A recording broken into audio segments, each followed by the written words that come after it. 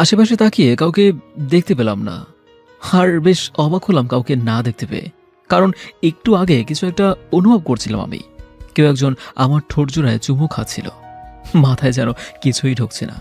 ধুর, আমার হয়তো কোথাও ভুল হচ্ছে।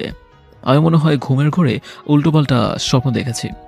এদিকে বিছানা ছেড়ে উঠে গিয়ে উজু করে নিলাম, কারণ ফজরের নামাজ পড়তে হবে। নামাজ শেষ করে খাটের উপর বসে আছি। তখনই অনুভব করলাম আমার ঠোঁটজোড়া মধুর মতো মিষ্টি হয়ে আছে। মনে হয় যেন কয়েকশো কেজি মধু আমি শ্রবণ করেছি। এমন সময় আমার সৎমা চেঁচিয়ে উঠল, এই যে নবাবে ছিলেন, বিছানা ছেড়ে উঠে পড়ুন আর রেডি হয়ে কাজে চলে যান। আজকে রাতে যেন 5,000 টাকা হাতে পাই। আম্মু, এত টাকা কই পাবো আমি? আমার সারাদিনের কামাই মিলেও তো হাজারখানেক টাকা হবে না। সেখানে 5,000 টাকা কিভাবে কি? সে আমি জানি না, বাসায় বাজার শেষ হয়ে আসছে, বাজার করতে হবে। তুমি টাকা কিভাবে জোগাড় করবে সে তুমি জানো। এত কিছু আমার ভেবে লাভ নাই। আমার চাই শুধু টাকা। যাও এবার ফটাফট গিয়ে কাজে লেগে যাও। চুপচাপ বসে আছি। আজ মা বেঁচে নেই বলে এমন অত্যাচার সহ্য করতে হচ্ছে আমাকে। এখনো রাত শেষ হয়নি, আর উনি এসে পাহাড় সমান বোঝা চাপিয়ে দিল। তখনই বললাম, আচ্ছা মা, আমায় কিছু খেতে দাও, খেয়ে কাজে চলে যাচ্ছে। খাবার মতো কোনো কিছু নেই ঘরে, আর থাকলেও সেটা আমার আর আমার মেয়ের জন্য। না খেয়েই কাজে চলে যাও। রাতে এসে 5,000 টাকা বুঝিয়ে দেবে, তারপরেই তোমার কপালে খাবার জুটবে। সৎমায়ের কথা শুনে চোখজোড়া ঘোলাটে হয়ে আসছে। আসলেই মা আর সৎমায়ের মধ্যে আকাশ পাতাল ব্যবধান। সারাটা দিন কুলির মতো খাটাখাটনি করব, কিন্তু তাও দিন শেষে সুখ জিনিসটা কপালে জুটবে না। অতপর না খেয়েই রাতের শেষ ভাগে বেরিয়ে পড়লাম কাজের জন্য। স্টেশনের দিকে হাঁটা দিয়েছি। চলুন যেতে যেতে পরিচিত হয়ে নেই। আমার নাম তো সকলেই জানেন, নতুন করে বলার কিছু নেই। পড়ালেখা ইন্টার পর্যন্ত করার সুযোগ হয়েছিল। পরে সৎমায়ের কারণে বাবা আমার পড়ালেখা অফ করে দেয়। পরিবার বলতে তেমন কেউই নেই আমার। সৎমা আর বাবা, আর আমার সৎ একটা বোন আছে, নাম হচ্ছে সামিয়া। বাকি সমস্ত কিছু গল্পের সাথে থাকলেই জেনে যাবেন। এদিকে স্টেশনে গিয়ে দেখি কেউ নাই। অতবার চুপচাপ বসে আছি। কি করব? কিভাবে আগামীকাল রাতের মধ্যে 5,000 টাকা জোগাড় করব ভেবে পাচ্ছি না। সকাল 7টা থেকে আবার কাজে যেতে হবে। ভেবেছি স্টেশনে এসে হয়তো কুলিগিরি করে আলাদা কিছু পয়সা কামাবো, কিন্তু তা আর হলো না। এমন সময় অল্প বয়সী একটা মেয়ে আমার দিকেই এগিয়ে আসে।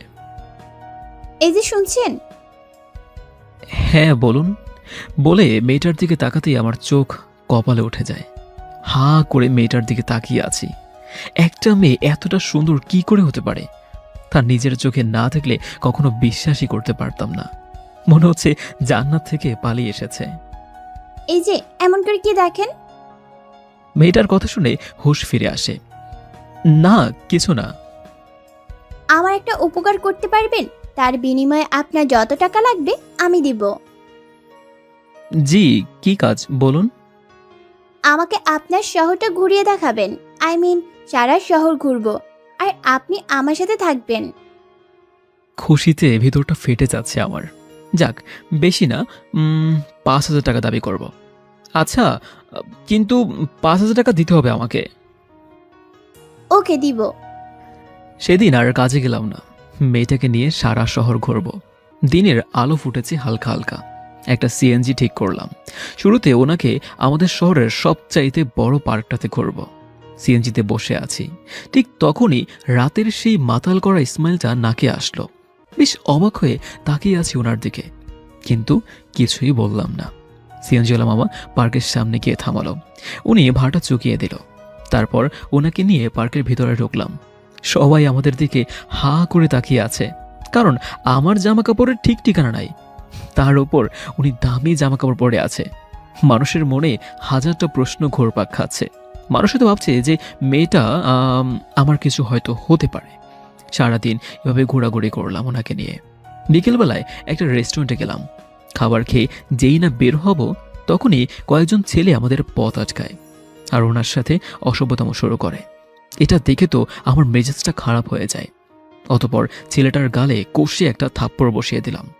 এইদিকে বাকি অন্য ছেলেগুলো এসে আমার হাতের মধ্যে ছুরি চালিয়ে দিল। সাথে সাথে হাত থেকে ফুলকি দিয়ে রক্ত বের হওয়া শুরু হয়েছে। আর কয়েকজন ছেলে এসে আমাকে পিছন থেকে ঝাপটে ধরে ফেলল। নড়াচড়া করার মতো কোনো স্কোপ পাচ্ছিলাম না। আর যাকে থাপ্পড় মেরেছি সেই ছেলেটা ওনার গায়ের মধ্যে হাত দিয়ে বসে। ভিতরটা রাগে ফেটে যাচ্ছে। একটা মেয়ের ইজ্জত নষ্ট হচ্ছে আমার চোখের সামনে, কিন্তু আমি কিছুই করতে পারছি না। হঠাৎ এই ছেলেটা বিকট আওয়াজ করে চেঁচিয়ে ওঠে আর মাটিতে পড়ে যায়। যারা আমাকে পাকড়ে ধরেছিল তারা আমাকে ছেড়ে দিয়ে ওনার দিকে এগিয়ে যায়। ছেলেগুলো সেমভাবে চিৎকার করে মাটিতে লুটিয়ে পড়ে। কি হচ্ছে মাথায় তো কিছুই কাজ করছে না। উনি কি এমন করলো যে ছেলেগুলো মাটিতে লুটে পড়লো? উনি আমার দিকে এগিয়ে আসছে। এদিকে এখনো আমার হাত থেকে অঝরে রক্ত পড়ছে। এই দেখি আপনার হাতে কতটুকু লেগেছে। না ম্যাডাম, কিছু হয়নি, আমি ঠিক আছি। এই ছেলে, একদম বেশি কথা বলবেন না, হাতটা দেখাতে বলেছি। হাতটা ওনার দিকে এগিয়ে দিলাম। আল্লাহ, হাতটা তো দেখি অনেকটা কেটে গেছে। দেখি চলেন আমার সাথে। উনি আমাকে নিয়ে গিয়ে একটা জায়গায় বসায়। দেখি চোখ বন্ধ করেন। কেন কেন? চোখ কেন বন্ধ করব? আরে যেটা বলছি সেটা করেন। চোখ বন্ধ করতেই উনি আমার হাতটা ধরে ক্ষত জায়গাটার মধ্যে একটা চুমু বসিয়ে দিল। 1000 বোল্টের একটা শট খেলাম। আল্লাহ, কি করলো উনি এটা? হ্যাঁ, এবার চোখ খুলুন। অতঃপর চোখ খুলে দেখি হাতের রক্ত পড়া বন্ধ হয়ে গেছে, আর এখন ব্যথাও লাগছে না। কি করলেন আপনি এটা? যা করার করেছি, সেটা আপনার না জানলেও চলবে। এখন চলেন। আচ্ছা চলেন। তারপর ওনাকে নিয়ে আবার গাড়িতে উঠে গেলাম। শোনেন, বাসায় গিয়ে রেস্ট করবেন। আর এই যে খামটা নিন, বাসায় গিয়ে খুলবেন সেটা। অতঃপর উনি আমাকে বাসার সামনে নামিয়ে দিয়ে চলে গেল। অবাক চোখে তাকিয়ে আছি ওনার চলে যাওয়ার দিকে। মানুষটা খুব ভালো, কিন্তু কে উনি? কি তার পরিচয়? কোথায় থাকেন? কি নাম? কিছুই জানা হলো না। সারাদিন কোন এক মোহের মধ্যে দিয়ে পার হয়ে গেল। এদিকে মাগরিব হয়ে এসেছে প্রায়। বাসায় ঢুকতেই সৎমা চেঁচামেচি শুরু করলো। তুই এত আগে বাড়ি কেন এসেছিস? শরীর ভালো না, তাই চলে এসেছে। আমার টাকাই নিয়েছিস? না, টাকা জোগাড় হয়নি। নবাবজাদা, আজ শুধু খেতে আসিস তুই? তোর খাওয়া দাওয়া সব বন্ধ। এদিকে রুমে এসে বসে আছি। ওনার দেওয়া খামটা পকেট থেকে বের করে খুললাম। খামটা যেই না খুললাম, আমার চোখ জোড়া কপাল উঠে গেল। 1000 টাকার নোট সব কয়টা? কম হলেও 50,000 টাকা তো হবেই। অতঃপর সেখান থেকে 10,000 টাকা নিয়ে সৎ মায়ের কাছে চলে গেলাম। গিয়ে সজোরে ওনার মুখের উপর ছুঁড়ে মারলাম টাকাগুলো। ধরেন আপনার টাকা। 5,000 টাকা বলেছিলেন না, 10,000 টাকা দিচ্ছি। আর একটা কথা মাথায় রাখবেন, আপনি কোনোদিন কারো মা হওয়ার যোগ্যতা রাখেন না। যে মা টাকার জন্য নিজের সন্তানকে খাবার দেয় না, সে মা নামের কলঙ্ক। বলেই রুম থেকে বের হয়ে আসলাম। অতঃপর ছাদে দাঁড়িয়ে আছি। এমন সময় আব্বু এসে শাসিয়ে গেল যে সৎ মায়ের সাথে কেন বেয়াদবি করেছি। নেক্সট টাইম যদি করি তাহলে আমাকে ঘর ছাড়া করবে। হা, কপাল আমার। বাবাও দুঃখটা বুঝবে না। সবাই খালি নিজের মতো করে চাপিয়ে দিয়ে চলে যায়। রাতে আর খাবার খেলাম না। বাবার কথা শোনার পর আর খাওয়ার ইচ্ছেটাই নেই। রাত 2টো বাজে। চোখ বুজে শুয়ে আছি, ঘুম আসছে না। এমন সময় কিছু একটা অনুভব করলাম। চোখটা হালকা করে মেলে দেখি একটা ছায়ামূর্তি আমার পাশে বসে আছে। এটা দেখেই তো বুকের মধ্যে ধুকপুকানি শুরু হয়ে গেল। ছায়ামূর্তিটা বসা থেকে উঠে আমার শরীরটাকে নিজের দখল করে নিল। আমার উপরে শুয়ে ঠোঁটজোড়া নিজের দখলে করে নিয়েছে। তার মানে গতকাল কোনো স্বপ্ন দেখছিলাম না, সবটাই ক্লিয়ার হয়ে আসছে। ঠোঁটজোড়া চুমু খাওয়া, সেই মাতাল করা স্মেল। বিছানার পাশে লাইটের সুইচ ছিল। টুস করে সুইচটা টিপে দিয়ে উঠে বসে পড়লাম। অবাক করা বিষয়, কাউকে দেখতে পেলাম না। কি হচ্ছেটা কি আমার সাথে? না, এর কিছু একটা করা দরকার। ওয়েট, বুদ্ধি পেয়েছি। বিছানা ছেড়ে উঠে রান্না করে চলে গেলাম। তারপর তেতো জাতীয় কিছু একটা ঠোঁটের উপর লাগিয়ে দিলাম। আমি জানি সে আবার আসবে। অতবার রুমে এসে লাইট অফ করে শুয়ে আছি। ঘণ্টাখানিক পর আবার কারো উপস্থিতি টের পেলাম। আমি শিওর যে সেই ছায়ামূর্তিটারই কাজ। ছায়ামূর্তিটা এসে আমাকে জড়িয়ে ধরে ঠোঁটটাতে চুমু বসিয়ে দিল। বাছা ধন। এবার আর চুমু খেতে পারবে না, ঠোঁটে তেতো জিনিস লাগিয়ে রেখেছি। ছায়ামূর্তিটা আমাকে অবাক করে দিয়ে সজোরে একটা থাপ্পড় বসিয়ে দিল আমার গালের মধ্যে। থাপ্পড়টা এত জোরে মেরেছে যে যেন মনে হচ্ছে এখনই জান বের হয়ে যাবে। তখনই পাশ থেকে কারো কান্নার আওয়াজ ভেসে আসলো।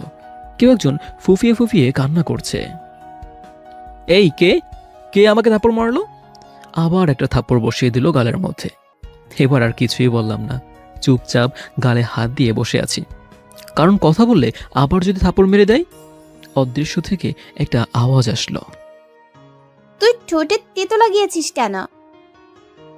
চুপ করে আছি, ভয়ে কোনো কথা বেরোচ্ছে না মুখ দিয়ে। আওয়াজটা কেমন যেন একটা ভয়ঙ্কর ছিল।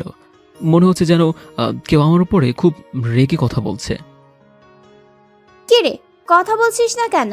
না আরেকটা লাগিয়ে দিব? আমাকে কাঁদাস? হ্যাঁ, আসলে কে জানি আমার ঠোঁটে চুমু খাচ্ছিল, তাই তেতো লাগিয়ে দিয়েছি যাতে করে চুমু খেতে না পারে। তুই আমার চুমু খাওয়ার ব্যাঘাত ঘটিয়েছিস। তোকে আজকে আমি শেষ করে দিব বলে গলা চিপে ধরে। ছায়ামূর্তিটা গলা চেপে ধরেছে। মনে হচ্ছে যেন তার বড়া ভাতে আমি ছাই দিয়েছি। নড়াচড়া করার মতো শক্তিটুকু পাচ্ছি না। দমটা মনে হচ্ছে এখনই বের হয়ে যাবে। তখনই মাথায় একটা বুদ্ধি আসলো। খাটের পাশে তো লাইটের সুইচ আছে, সেটা জ্বালিয়ে দেয়। কোনো মতে হাতটা সুইচের কাছে এগিয়ে নিলাম লাইটটা জ্বালাবো বলে। তখনই ছায়ামূর্তিটা আমার হাতটা চেপে ধরলো। এই, তোর কত বড় সাহস যে তুই আবার লাইট জ্বালাতে যাচ্ছিলি? একে একে দুইটা ভুল করলি তুই। প্লিজ আমাকে মাফ করে দেন। আপনার যা ইচ্ছা হয় করেন, কিন্তু প্লিজ গলাটা ছেড়ে দেন, আমার খুব কষ্ট হচ্ছে। ছায়ামূর্তিটি সাথে সাথে আমার গলা ছেড়ে দিল। হাফ ছেড়ে বাঁচলাম। মায়া লেগেছে তাই ছেড়ে দিয়েছি। দ্বিতীয়বার যেন এমন ধরনের ভুল আর না হয়। যাও এবার গিয়ে মুখে মিষ্টি জাতীয় কিছু লাগিয়ে এসো। আচ্ছা, যাচ্ছি। হ্যাঁ যাও, কিন্তু ভুলেও লাইট অন করবে না। অন্ধকারে হাতিয়ে হাতিয়ে রান্নাঘরে চলে গেলাম। গিয়ে মধুর বোতলটা নিয়ে ঠোঁটের উপর মধু লাগিয়ে দিলাম। তারপর রুমে আসলাম। ছায়ামূর্তিটা বিছানার উপর বসে আছে। চেহারাটা দেখা যাচ্ছে না, তবে আবছা আলোয় স্পষ্ট বোঝা যাচ্ছে যে এখানে কেউ একজন বসে আছে। অতঃপর কাছে যেতেই ছায়ামূর্তিটা আমাকে জড়িয়ে ধরলো। অবাক হয়ে আছি। আল্লাহ, এ কি হচ্ছে আমার সাথে? কোন পেতনির পাল্লায় পড়লাম আমি? তখনই ছায়ামূর্তিটা বলে উঠল, এই যে, একদম উল্টাপাল্টা ভাববে না। আমি কোনো পেতনি টেতনি না। ও মাই খাট ধ্যাত, ও মাই গড। শর্ট খেয়ে কী সব উল্টোপাল্টা ইংলিশ বেরোচ্ছে মুখ দিয়ে। মনের কথা উনি কি করে জানলেন? না, আর কিছু ভাবা যাবে না। উল্টোপাল্টা কিছু ভাববো, পরে আবার ঘাড় মটকে দেবে। অনেক কিছু ভেবে ফেলেছ, এখন আমার কাজ আমাকে করতে দাও। কি কাজ? চুমু খাবো তোমার ঠোঁটে। ও আল্লাহ, এই ছায়ামূর্তিটা কি পেয়েছে আমার ঠোঁটে? ঠোঁটজোড়া আবার ছায়ামূর্তিটি নিজের দখলে করে নিল। পাক্কা 1 ঘন্টা পর ছেড়েছে আমাকে। জোরে জোরে শ্বাস নিচ্ছি, মনে হচ্ছে আমার কলিজাটা মুখ দিয়েই বের হয়ে যাবে। এই ছেলে শোনো। হাঁপানির জ্বালায় কথাও বেরোচ্ছে না মুখ দিয়ে, তাও বহু কষ্টে কথার জবাব দিলাম। বলেন। কাল থেকে ওসব আর করবে না। মুখে তেতো টেতো কিছু লাগাবে না। আমি রোজ এসে তোমার ঠোঁটে চুমু খাবো। কাল থেকে যদি উল্টাপাল্টা কিছু করো তাহলে একদম ঠাটিয়ে একটা লাগিয়ে দিব। না না, আর কোনোদিন ভুলেও তেতোটা তো কিছুই লাগাবো না। কিন্তু একটা জিনিস বলেন তো, আপনি আমার ঠোঁটে কি পেয়েছেন? সেটা তোমার না জানলেও চলবে। সময় হলে সব জেনে যাবে। এখন আমি আসি, আমার যাওয়ার সময় হয়ে গিয়েছে। আচ্ছা, তা না হয় না বললেন, কিন্তু আপনি কি বা আপনার নাম কি সেটা তো বলে যান। আমি পরিজগতের রানী। আমার নাম মাপসুরা। পরিপালক থেকে এসেছি আমি। আর হ্যাঁ শোনো, কখনো কোনো বিপদে পড়লে আমাকে স্মরণ করে 2টা বাক্য মুখে আনবে। বাতিসতম যোদ নাম। তারপর ছায়ামূর্তিটা চলে গেল। ছায়ামূর্তি পড়ে এটা শোনার পর থেকে ভিতরে এক দফা একটা সুনামির মতো ঝড় বয়ে গেল। ইচ্ছে করছে নিজের কাঁঠাল বেচিতে চাপ দিয়ে নিজেই মরে যাই। এই জীবনটাকে কি লাভ? মানুষের কাছে কদর পেলাম না, আর সেখানে একটা পড়ে এসে পা পেরিয়ে যাচ্ছে।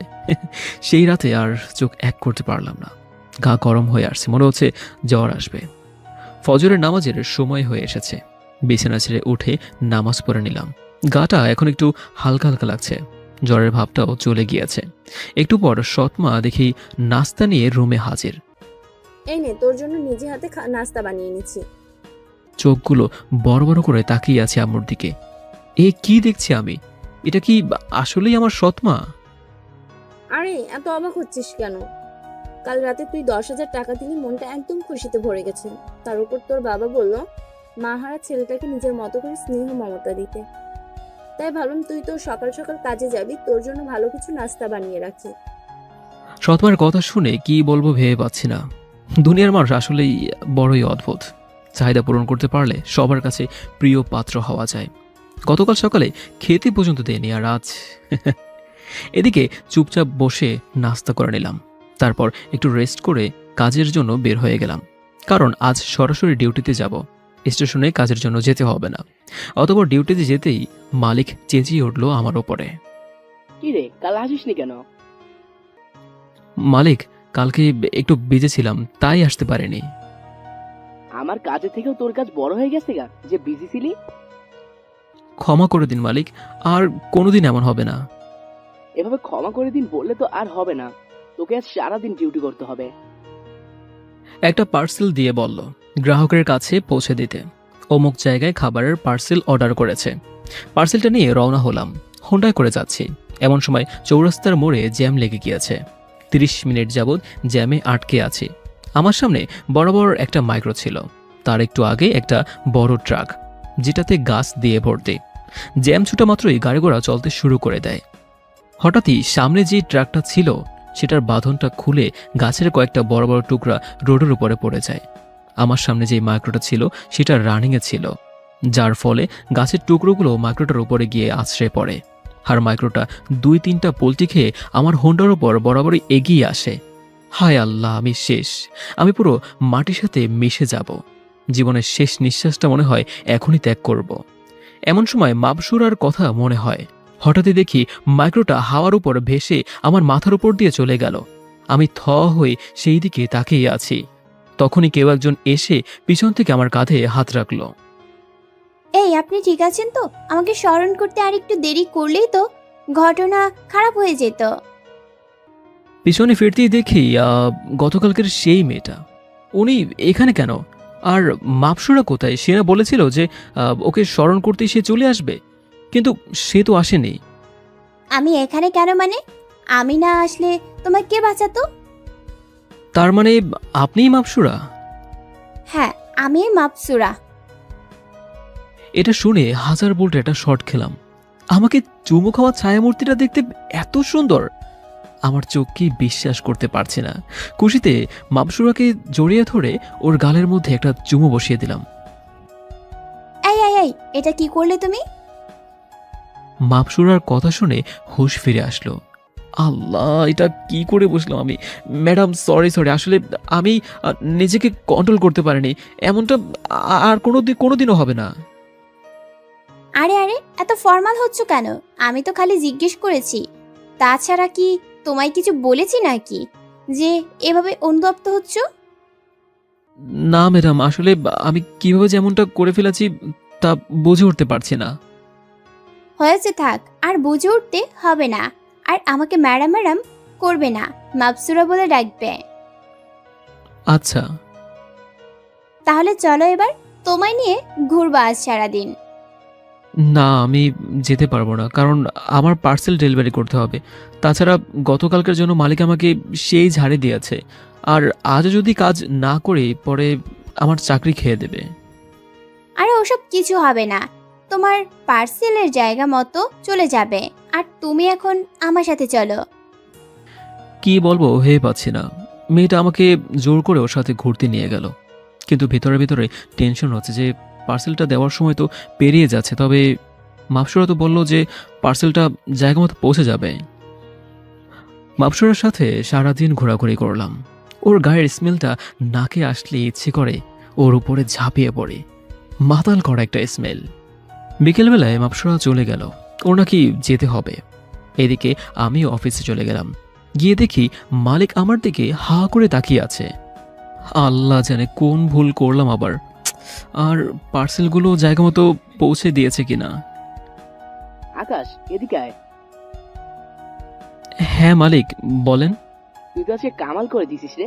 যতগুলো পার্সেল ডেলিভারি করছিস সব জায়গা থেকে ওরা গুড রিভিউ করছে।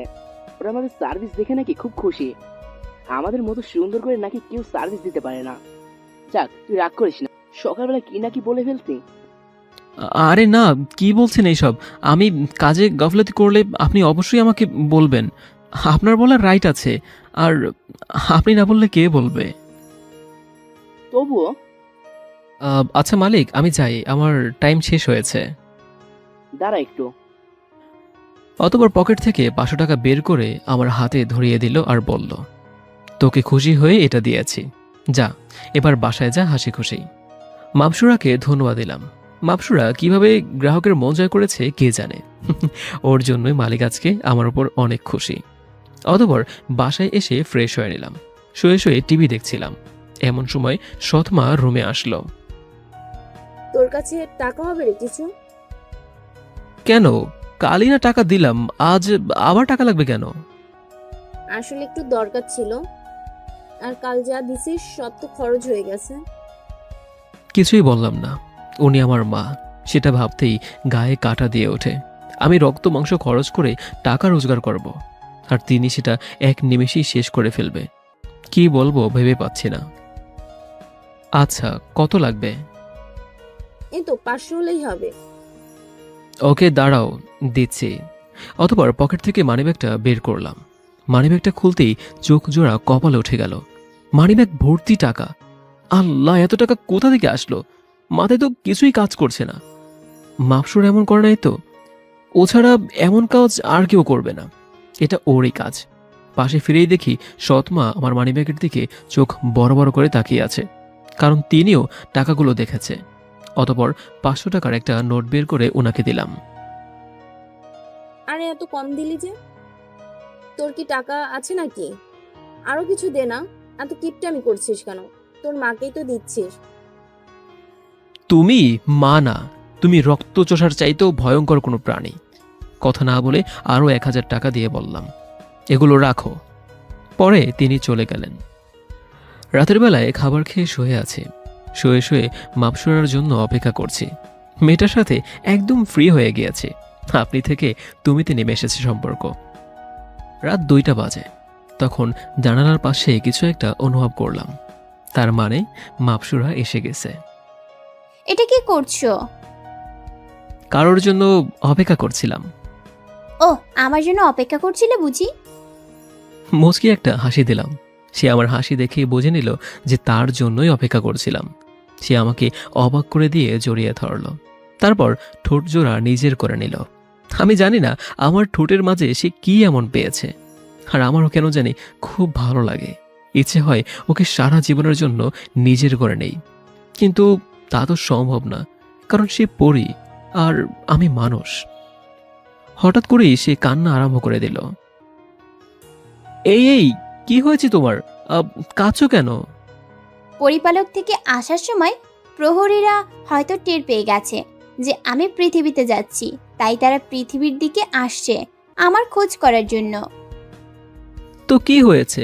তুমি তো তাদের সর্দার, আর তোমাকে তো তারা কোনো কিছুই বলবে না। তোমাকে কে বলেছে যে আমাকে তারা কিছু বলবে না? নিয়ম সবার জন্য সমান। পৃথিবীতে আসার অনুমতি নেই। আমি নিয়ম ভঙ্গ করেছি। জানি না ওরা আমার কি হাল করবে, আর আমি এখনো রানী হইনি। সামনে ঘোষণা করবে আমার বাবা, আর এখন যদি এইসব কেউ জেনে যায় যে আমি নিয়ম ভঙ্গ করেছি, তাহলে আমাকে তারা মেরে ফেলবে। তাহলে আর কোনোদিন তোমার কাছে আসতে পারবো না, আর তোমার কাছে না এসে আমি থাকতে পারবো না। সবটাই বুঝলাম, কিন্তু আমার কাছে না এসে থাকতে পারবে না কেন?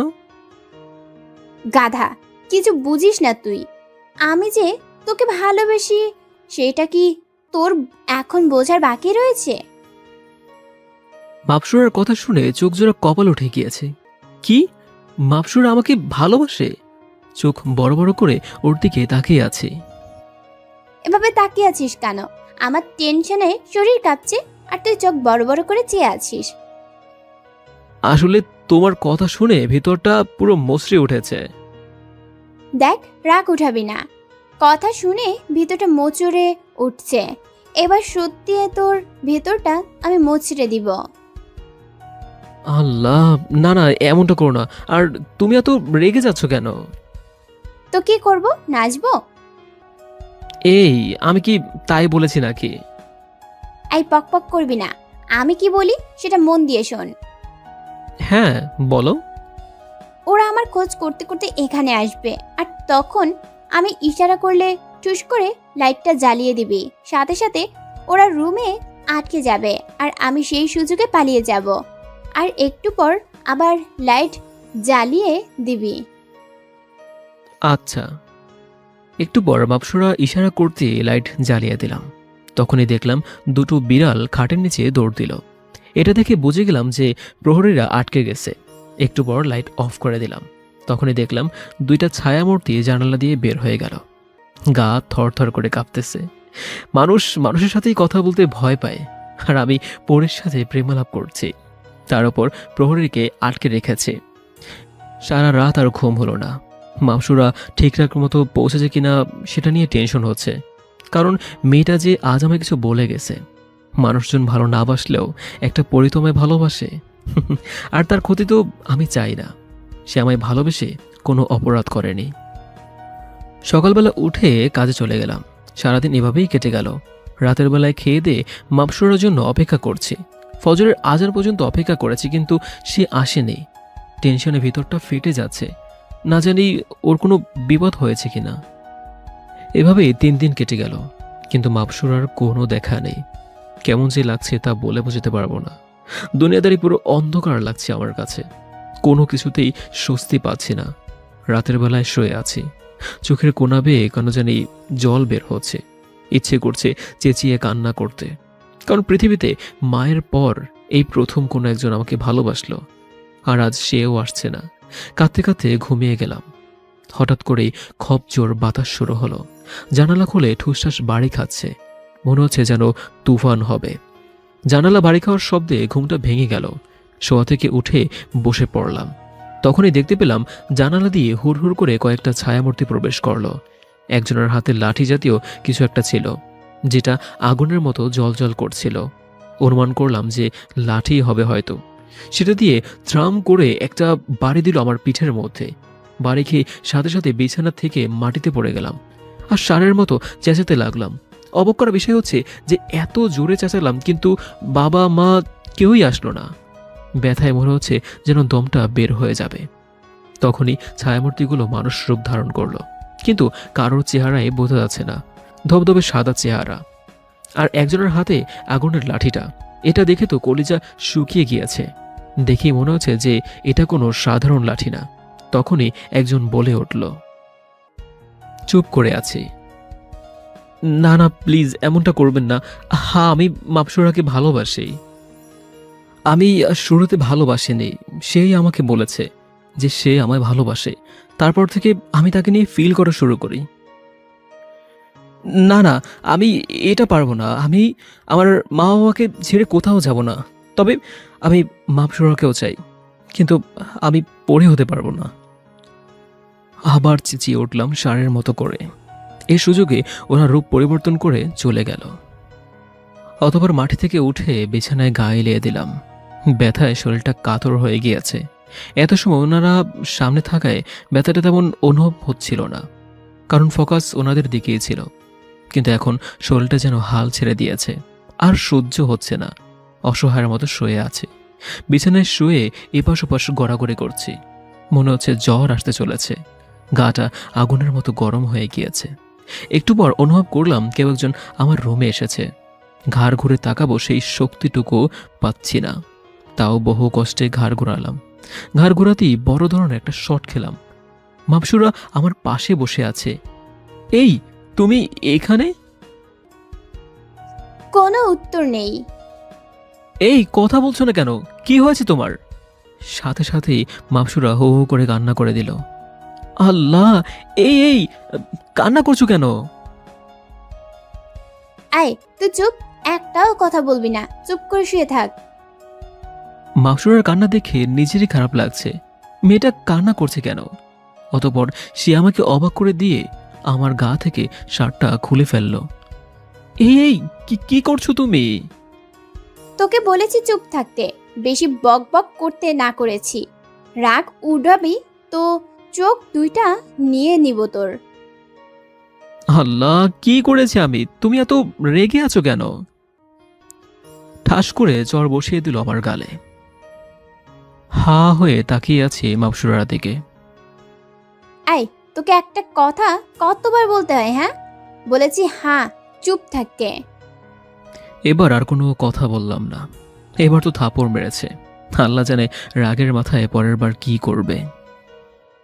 মাপসুরা আমার শার্টটা ফ্লোরে ছুঁড়ে মারল। তারপর আমার পিঠের মধ্যে চুমু খেতে আরম্ভ করলো। যেখানে ওরা আমাকে মেরেছিল সেই জায়গাতে চুমু খাচ্ছে আর ফুফিয়ে ফুফিয়ে কান্না করছে। এই লক্ষ্মী পরি আমার কান্না করে না? তোকে আব্বু কত জোরে মেরেছে, একদম মায়া দয়া নেই ওনার মধ্যে। আমার কলিজাকে মারে, হ্যাঁ? আরেকবার খালি আমার কলিজার গায়ে হাত দিয়ে দেখুক, পুরো পরিপালক সহ কাঁপিয়ে ফেলবো আমি। আমার নামও মাপসুরা। এই আকাশ, তোমার শরীর খুব ব্যথা করছে তাই না? এই না না, একদম না। একটু আগেই করছিল। তুমি যখন চুমু খেলে সাথে সাথে সমস্ত ব্যথা কোথায় যেন উধাও হয়ে গিয়েছে। আজকের পর তোমার গায়ে যে হাত দেবে তার অবস্থা আমি খারাপ করে দিব, চাই সে হোক আমার বাবা। মাপসুরার কথা শুনে সাথে সাথে ওকে বুকে টেনে নিলাম। জানো মাপসুরা, তোমার মতন আমাকে কোনোদিনও কেউ ভালোবাসেনি। আমি তোমাকে কখনো হারাতে চাই না। আমিও চাই না তোমাকে হারাতে, আমার তোমাকে চাই, কিন্তু একটা জিনিসের জন্য তোমাকে আপন করতে পারছি না। কি সেটা? তুমি মানুষ আর আমি পড়ি, এই গণ্ডিটা পার হতে পারলেই আমরা এক হয়ে যাব। আহ, সেটা কিভাবে পার হবে? তুমি পড়ি হয়ে যাও। মাপসুরার কথা শুনে ভেতরটা ছ্যাদ করে উঠল। কি বলল সে এটা? পৃথিবীতে থাকার কোনো উৎস হয়তো নেই, কারণ কেউ তো আমায় ভালোবাসে না। মা বাবা কেউ না, কিন্তু দুনিয়ার তো একটা মায়া আছে। সব কিছু ফেলে কিভাবে পড়ে হব আমি? না, এটা হব না আমি। আই কি ভাবছো, হবে তো তুমি পড়ি। আমাকে একটু ভাবার জন্য সময় দাও। আর এখন এসব কথা রাখো, অনেকদিন পর তোমার কাছে পেয়েছি। মন ভরে একটু দেখতে দাও। আচ্ছা দেখে নাও। মাপসুরাকে বুকে নিয়ে শুয়ে আছে। সে একটু পর পর শরীরে চুমু খাচ্ছে, কখনো ঠোঁটে, কখনো বুকে। যা ইচ্ছে হচ্ছে তাই করছে। একটু পর এই, আমার না চলে যেতে হবে, বাবার সাথে রাগারাগি করে তোমার কাছে এসেছি, এখন না গেলে পরে ঝামেলা করবে। আচ্ছা ঠিক আছে, যাও। চোখ বন্ধ করো, আমি যতক্ষণ না বলবো তুমি চোখ খুলবে না। আচ্ছা নাও, চোখ বন্ধ করলাম। সে আমার ঠোঁটের মধ্যে একটা চুমু দিয়ে হাওয়া হয়ে গেল। অদৃশ্য থেকে একটা আওয়াজ আসলো যে এবার চোখ খুলো। চোখ খুলে কাউকেই আর দেখতে পেলাম না।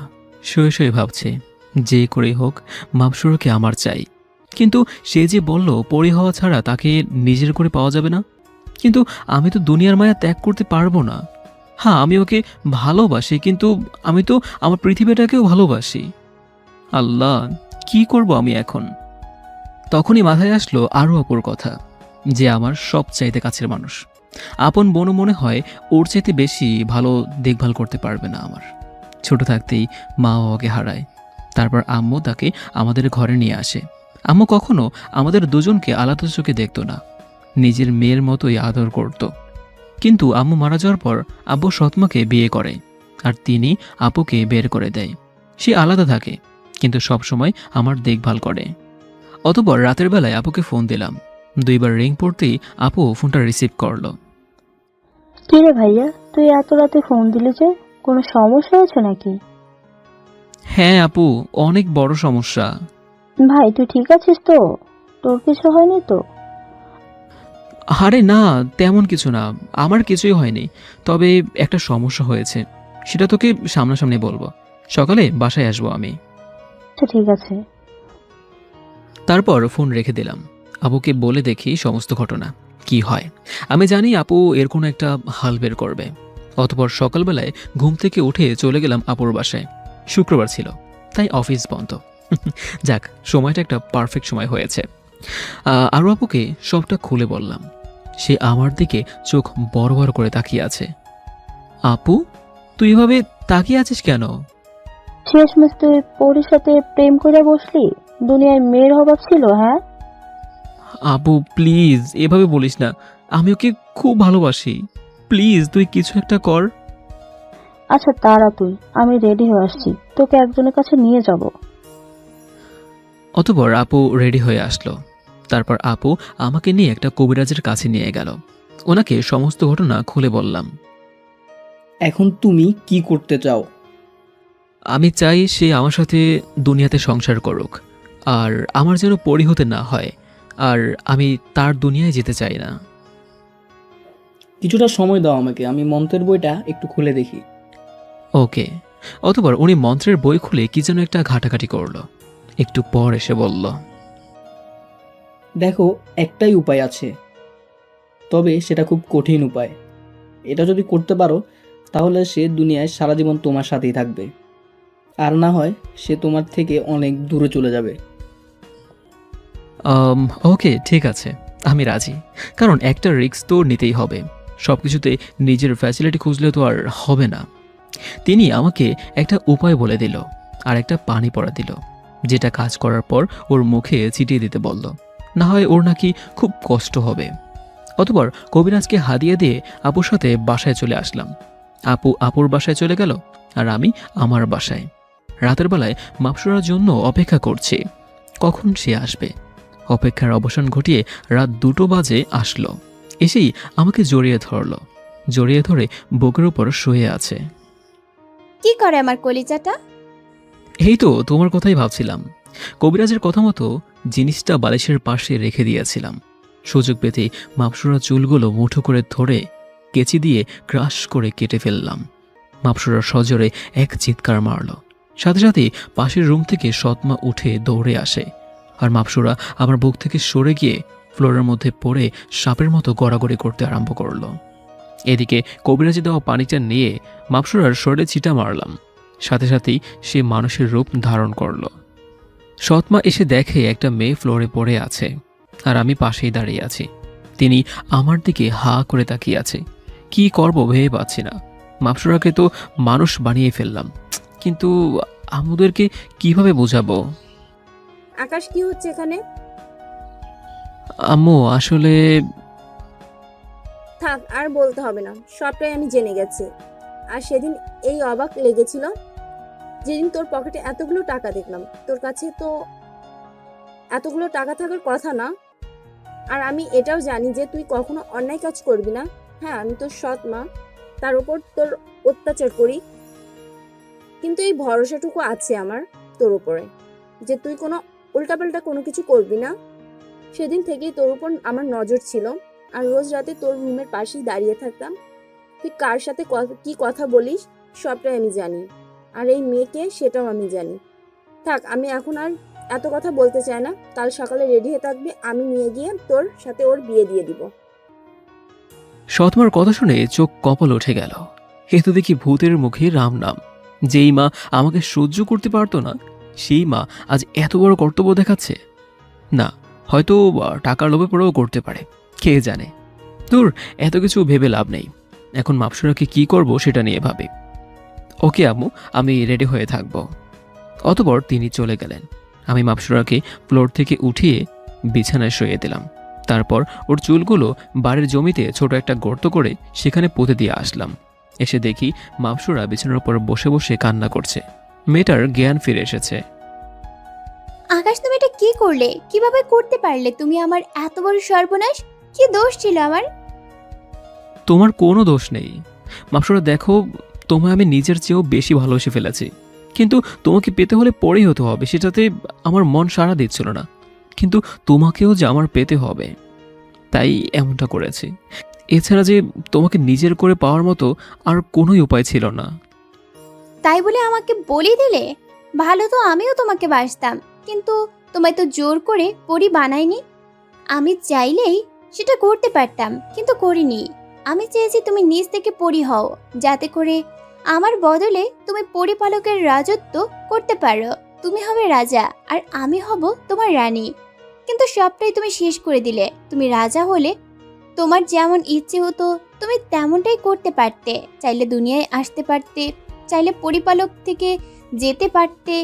কিন্তু তুমি কি করলে? এটা যে তোমাকে নিয়ে এতটা ভেবেছে তাকেই বলে দিয়ে দিলে। মাপসুরা প্লিজ, আমায় তুমি ক্ষমা করে দাও। যেটা করেছো সেটা ক্ষমার যোগ্য না। আমার জীবনটা তুমি শেষ করে দিয়েছো। তুমি আসলেই প্রমাণ করে দিলে যে পৃথিবীর মানুষগুলো নিজের স্বার্থের জন্য অন্য কাউকে বলিয়ে দিতে পারে। মাপসুরার কথাগুলো শুনে ভিতরটা ফেটে যাচ্ছে। আল্লাহ, কি করলাম আমি এটা? যে আমাকে নিয়ে এতটা ভাবে তার এত বড় ক্ষতি কিভাবে করলাম আমি? এইদিকে কোনো কথা না বলে রুম থেকে বের হয়ে চলে আসলাম, কারণ মেয়েটার চোখে চোখ রাখতে পারছিলাম না আমি। এদিকে বারান্দায় বসে সারা রাত কাটিয়ে দিলাম। সকালবেলা রুমে গিয়ে দেখি মেয়েটা কান্না করতে করতে ঘুমিয়ে গিয়েছে। একটু পর সৎমা এসে বলে গেল রেডি হয়ে থাকতে দুজনকে। মাপসুরাকে ঘুম থেকে উঠিয়ে রেডি হতে বললাম। সেও চুপচাপ রেডি হয়ে নিল, একটা কথাও বলল না। মেয়েটা কেমন যেন মনমরা হয়ে গিয়েছে। অবশ্য তার কারণটা আমার অজানা নয়। থাক, এখন এত কিছু ভেবে লাভ নেই, গিয়ে রেডি হয়ে নেই। অতঃপর রেডি হয়ে আম্মু, আব্বু, আমি, মাপসুরা সবাই মিলে একটা কাজে অফিসের কাছে গেলাম। আব্বুকে হয়তো আম্মু রাতেই সবটা বলে দিয়েছে, তাই ওনার কোনোই রিয়াকশন নেই। এদিকে আমাদের বিয়েটা হয়ে গেল। মাপসুরাকে নিয়ে বাড়িতে চলে আসলাম। মেয়েটা সারা দিনে আমার সাথে একটা শব্দ কথা বলেনি। আশেপাশের লোকজন এসে নতুন বউকে দেখে যাচ্ছে। আম্মু আব্বু সবাইকে মিথ্যে বলেছে যে মেয়ের বাড়ি অমুক জায়গাতে। অবাক করা বিষয় হচ্ছে, যেই মাপসুরাকে দেখেছে সেই আর চোখ ফেরাতে পারছে না। ঢ্যাপ ঢ্যাপ করে তাকিয়ে আছে সবাই ওর দিকে, যেটা দেখে আমার হিংসায় গা জ্বলে যাচ্ছে। অতঃপর কোনো কথা না বলে মাপসুরাকে কোলে তুলে নিয়ে নিজের রুমে চলে আসলাম। আমার বউ, আমি দেখব, অন্যরা কেন দেখবে? এদিকে রাতের বেলায় খেয়ে দিয়ে শুয়ে আছি। মাপসুরা কোনো কিছুই খায়নি। হাজারবার বলেছি খেতে, কিন্তু কোনো রেসপন্স করেনি, তাই আর জোরাজোরি করেনি। অতঃপর মাপসুরাকে নিজের বগি নিয়ে শুয়ে আছি। এমন সময় জানালার বাইরে তাকিয়ে দেখি দুনিয়াদারি মনে হয় এখনই লন্ডভন্ড হয়ে যাবে, এমন বাতাস শুরু হয়েছে। ধুলোবালি উড়ে চোখের উপর এসে পড়ছে জানালা দিয়ে। উঠে জানালাটা বন্ধ করতে যাব, ঠিক সেই সময় কেউ একজন আমাকে ধাক্কা দিয়ে ফ্লোরে ফেলে দেয়। আর এদিকে বেকায়দাভাবে ফ্লোরে পড়ে যাওয়াতে আমার হাতের উপরে সেইভাবে চোট লাগে। এদিকে মাপসুরা সাথে সাথেই শোয়া থেকে উঠে দৌড়ে আসলো। এই এই, কি হয়েছে তোমার? জানি না, কে যেন আমাকে ধাক্কা দিয়ে মাটিতে ফেলে দিয়েছে। এটা বলতে না বলতেই পাশ ফিরে দেখি কালকের ওনারা আমার দিকে হা করে তাকিয়ে আছে। আজকে আরও কয়েকজন লোক এসেছে, সবার হাতেই আগুনের লাঠি। তার মানে এরা সবাই পরিপালকের ক্ষমতাবান ব্যক্তি। বাবা, এটা তুমি করতে পারো না। সে এখন আর একা নেই, তার জীবনের সাথে তোমার মেয়েও যুক্ত হয়ে গেছে। ওর কিছু হলে তোমার মেয়ের এই ক্ষতি হবে। হ্যাঁ, আমি জানি সে অন্যায় করেছে, সে আমার সাথে প্রতারণা করেছে, সে প্রতারক। কিন্তু ওর মতো প্রতারক যে আমি না। আমি ওকে কথা দিয়েছি ওর গায়ে কেউ একটা ফুলের টোকাও দিতে পারবে না আমি থাকতে।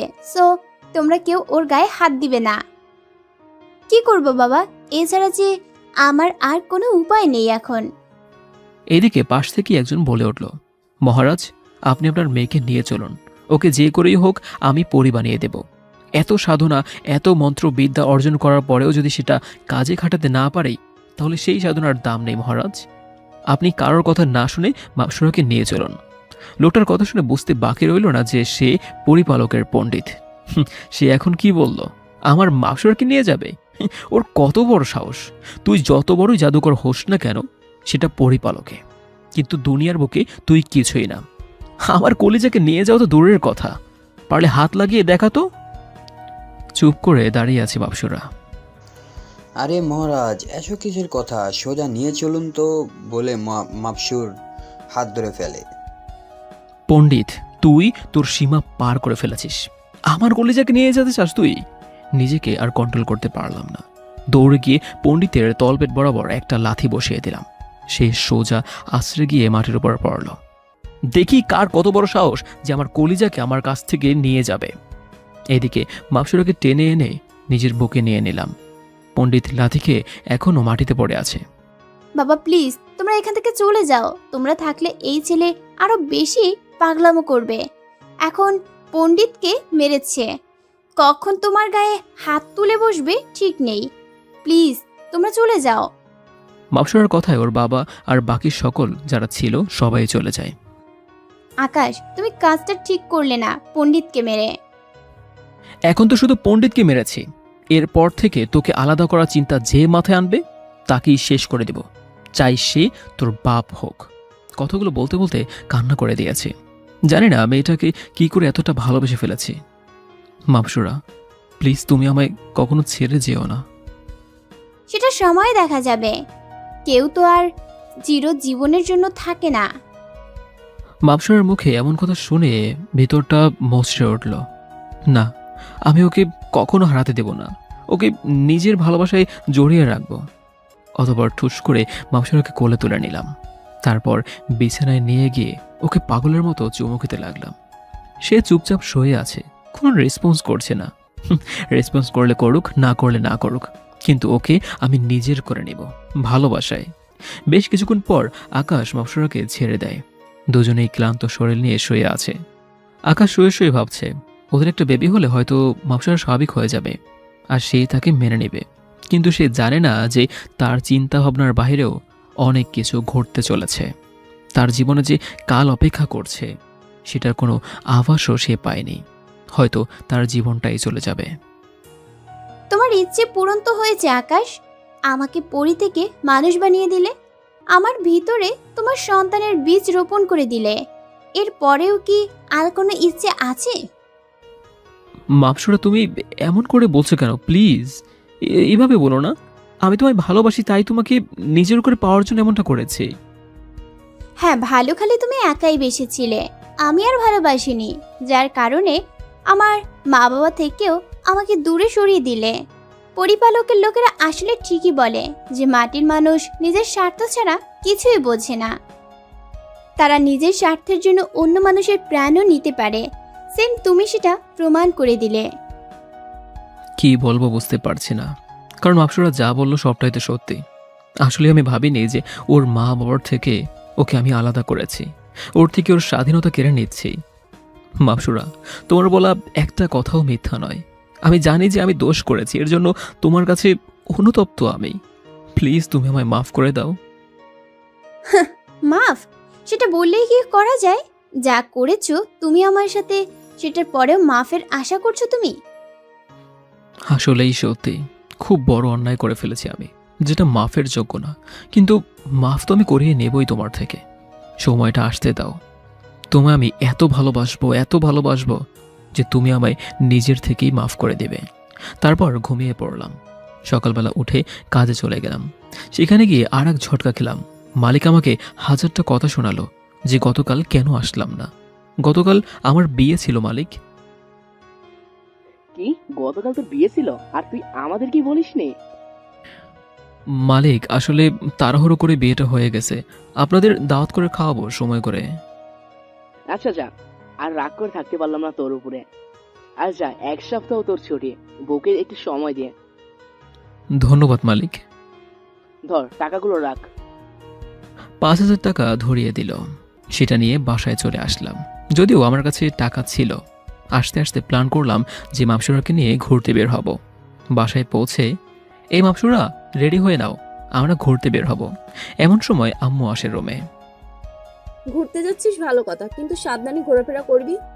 তুই নতুন বৌমা যেন কিছু না হয়, আর তুইও সাবধানে যাবি। আচ্ছা আম্মু। তারপর তিনি চলে গেলেন। সৎমার আচরণে শুধু অবাকই হয়ে যাচ্ছি আমি। অন্যদিকে মাপসুরা লক্ষ্মী মেয়ের মতো রেডি হয়ে নিল। তারপর দুজন মিলে ঘুরতে বের হলাম। প্রথমে একটা পার্কে গেলাম। ওকে নিয়ে পার্কে ঘুরছি, কিন্তু ওর কোনোই রিয়াকশন দেখতে পেলাম না।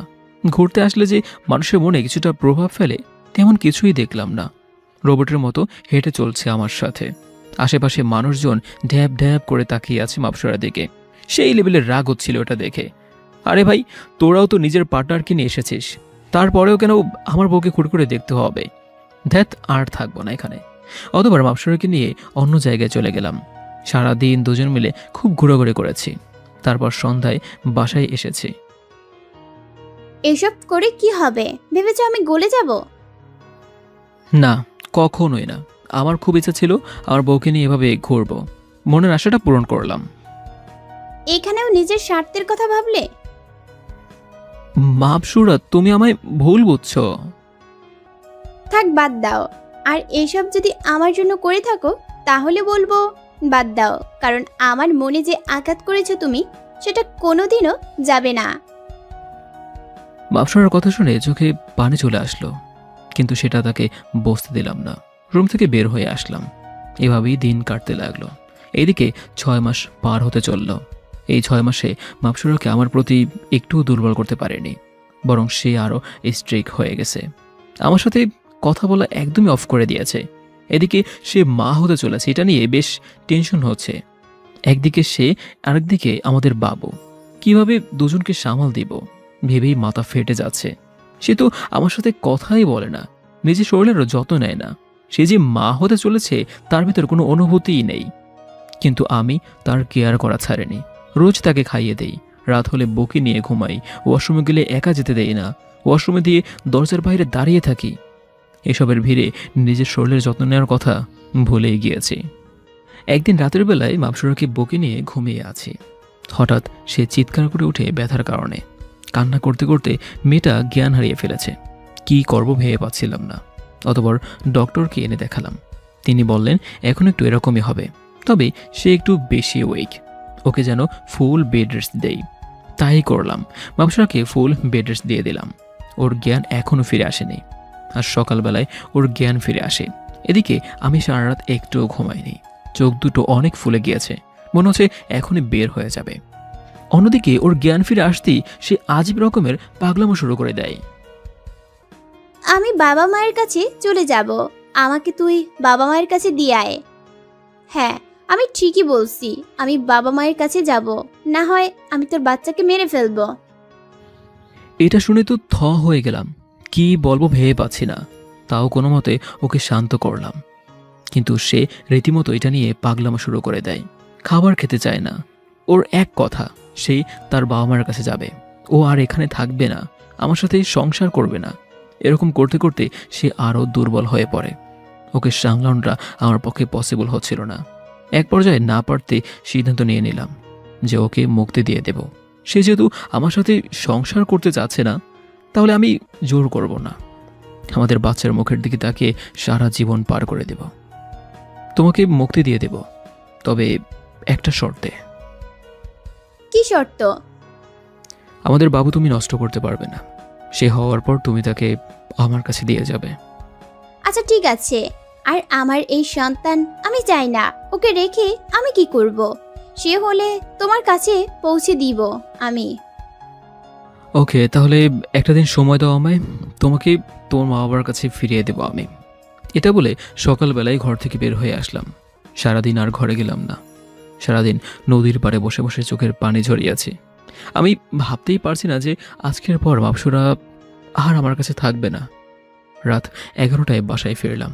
কারোর সাথে কোনো কথা বললাম না। মা জিজ্ঞেস করেছে কি হয়েছে আমার, কিন্তু আমি কিছুই বলিনি। চুপচাপ রুমে চলে আসলাম। এসে দেখি মাপসুরা আমার দিকে চেয়ে আছে, হয়তো কিছু একটা বলতে চাই, কিন্তু সেটার সুযোগ আর দিলাম না। আমি কাপড় চেঞ্জ করে বাইরে বের হলাম। কবিরাজ আমায় একটা কথা বলেছিল, আমি যদি ওর চুলগুলোকে ওকে ফিরিয়ে দেই তাহলেই সে আবার নিজের ক্ষমতা ফিরে পাবে। তাই করলাম। যেখানে ওর চুলগুলো পুঁতেছিলাম সেখান থেকে চুলগুলো তুলে আনলাম। রাত 1টা বাজে। মাপসুরা এখনো ঘুমায়নি। মাপসুরা, তোমায় একটা কথা বলি। বলো, কিন্তু আগে এটা বলো যে আমায় মুক্তি দেবে কখন? সেটা নিয়ে তোমার চিন্তা করতে হবে না, সেটা তুমি পেয়ে যাবে। কথা যখন দিয়েছি সেটার নড়চড় হবে না। হ্যাঁ, তাহলে বলো। বিশ্বাস করো, তোমায় খুব ভালোবাসি। জানি না তোমায় ছাড়া কি করে থাকবো আমি, কিন্তু তোমায় নিয়ে হাজারটা স্বপ্ন দেখেছিলাম আমি, যা আমার আজ রাতেই কবর দিতে হবে। কিন্তু তাতেও আফসোস নেই। তুমি ভালো থেকো আর নিজের খেয়াল রেখো। আর আমাদের বাবুটা হলে তুমি তাকে আমার কাছে দিয়ে যেও। কথাগুলো বলতে বলতে কান্না করে দিলাম। প্লিজ কান্না করিও না, আর কথা দিলাম যে বাবু হলে তোমাকে দিয়ে যাব। পকেট থেকে চুলগুলো বের করে মাপসুরের হাতে ধরিয়ে দিলাম আর নজর ঘুরিয়ে ফেললাম। সাথে সাথেই তুফান শুরু হয়ে গেল। সমস্ত ঘরের জিনিসপত্র নড়চড় করছে। মনে হচ্ছে যেন কাল বৈশাখ আমার ঘরেই শুরু হয়ে যাবে। আমার দিকে তাকাও আকাশ। না, তোমার দিকে আর ফিরে তাকাবো না, তাহলে নিজেকে আর কন্ট্রোল করতে পারবো না। তুমি চলে যাও। ওকে, চলে যাচ্ছি। তবে একটা কথা বলে যাই যাওয়ার আগে, তুমি মানুষটা দুনিয়ার মধ্যে আমার দেখা শ্রেষ্ঠ মানুষ। তোমার মতন ভালো মানুষ হয় না। যেভাবে আমার যত্ন করেছো তুমি, আমি সেগুলো কোনো দিনও ভুলবো না। আমার যত্নে করতে গিয়ে নিজের শরীরের কি হাল করেছো তুমি, সেটা আমি দেখেছি। এখন থেকে নিজের শরীরেরও যত্ন নিও। আর খুব মনে পড়বে তোমার কথা। আসি আমি। এটা বলেই মাপসুরা চলে গেল। মাপসুরা আমায় ছেড়ে চিরতরের জন্য চলে গিয়েছে। এটা ভাবতেই শরীরে খিঁচনে দিয়ে উঠল। সাথে সাথেই ফ্লোরে পড়ে গেলাম। ভিতরটা ফেটে যাচ্ছে কষ্টের কারণে। আর সহ্য করতে না পেরে চিৎকার করে কান্না করতে লাগলাম। চিৎকার শুনে পাশের রুম থেকে সৎমা দৌড়ে আসলো। এসে দেখে আমি ফ্লোরের উপর পড়ে আছি আর আমার মুখ থেকে অনবরত রক্ত বেরোচ্ছে। আমার এই অবস্থা দেখে সৎমা বিকট আওয়াজে চিৎকার করে ওঠে। আকাশ, বাবা তোর কি হয়েছে?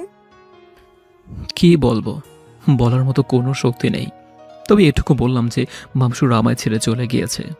তারপর আর আওয়াজ বের হচ্ছে না মুখ দিয়ে। কেন ছেড়ে গেছে? কোনো আওয়াজ বের হচ্ছে না মুখ দিয়ে। বাবা তুই কথা বলছিস না কেন বলে কান্নাকাটি শুরু করে দেয়। এ আকাশের বাবা, তোমরা কে কোথায় আছো? তাড়াতাড়ি এসো। আকাশের আমর চেঁচামেচি শুনে আকাশের বাবা দৌড়ে আসে। সে এসে দেখে আকাশ ফুলের ওপর পড়ে আছে। আকাশের অবস্থা দেখে তিনিও ঘাবড়ে যান। আমি জানি না কি হয়েছে ছেলের, তুমি তাড়াতাড়ি ওকে হসপিটালে নিয়ে যাও। ওর যেন কিছু না হয়, ওর কিছু হলে আমি মরে যাব। অতপর আকাশের বাবা আকাশকে কোলে তুলে নেয়। তারপর হসপিটালের জন্য রওনা দেয়। চোখ দুটো বন্ধ হয়ে যাবে যাবে অবস্থা। তাকিয়ে থাকার মতো আর শক্তি নেই। তবে একটা জিনিস দেখে অবাক হলাম, যেই সৎমা আমাকে দেখতে পারতো না, সে আজ বলছে আমার কিছু হলে সে মরে যাবে। আমাকে দিয়ে তার চাহিদা পূরণ হয়, সেই জন্যই হয়তো এমন করছে। নাকি সত্যি আমাকে সন্তানের মতো ভালোবাসে, আমার জানা নেই। অতপর জ্ঞান হারিয়ে ফেললাম, আর কিছুই মনে নেই। 2 দিন পর জ্ঞান ফিরে আসে। চোখ মেলে তাকাতেই দেখি পাশে আম্মু আব্বু বসে আছে। আমার জ্ঞান ফিরেছে দেখতে পেয়ে সৎমা আমার কপালে পাগলের মতো চুমু খেতে আরম্ভ করে। বাবা তুই ঠিক আছিস তো? হ্যাঁ মা। বাবা তুই এমন করলি কেন? তুই আমার মাথায় হাত রেখে কসম কর যে তুই আর কোনোদিন উল্টাপাল্টা কিছু করবি খাবি না। চুপ করে আছি। মা বাবা যখন জানতে পারলো যে তার ছেলে নেশা করেছে, তার থেকে লজ্জার আর কি হতে পারে।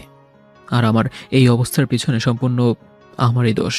সেদিন রাতে নেশা করেছিলাম, অতিরিক্ত নেশা করার ফলে এসব হয়েছে। বাবা তুই শুনবি না তোর মায়ের কথা? হাতটা টেনে নিয়ে গিয়ে। আচ্ছা কসম করলাম আর কোনোদিন ওসব খাবো না। আব্বু কিছুই বলছে না, আর কী বা বলবে। মা মারা যাওয়ার পর থেকে ওনার যে একটা ছেলে আছে সেই কথাই তার মনে ছিল না। এদিকে হসপিটাল থেকে বাসায় নিয়ে আসা হলো।